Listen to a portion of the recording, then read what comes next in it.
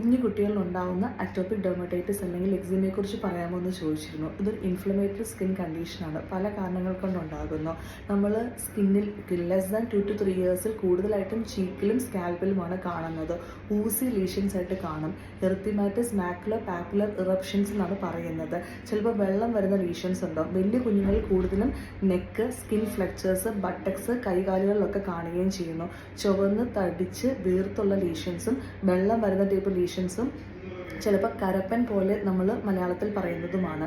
വലിയ ആൾക്കാരിലും ഇത് കാണുന്നുണ്ട്. ഇത് പല കാരണങ്ങൾ കൊണ്ടാണ് ഉണ്ടാകുന്നത്. അലർജൻസ് കാരണം, ഫുഡിൽ നിന്ന്, സ്ട്രെസ് കാരണം, ഹോർമോണൽ ചേഞ്ചസ് കാരണമൊക്കെ വരുന്നു. വലിയ ആൾക്കാരിൽ ഇത് കൂടുതലായിട്ടും ഏകദേശം ഒരു പർട്ടിക്കുലർ ഏജ് കഴിയുമ്പോൾ സെറ്റിൽ ഡൗൺ ആകുകയും ചെയ്യുന്നതാണ്.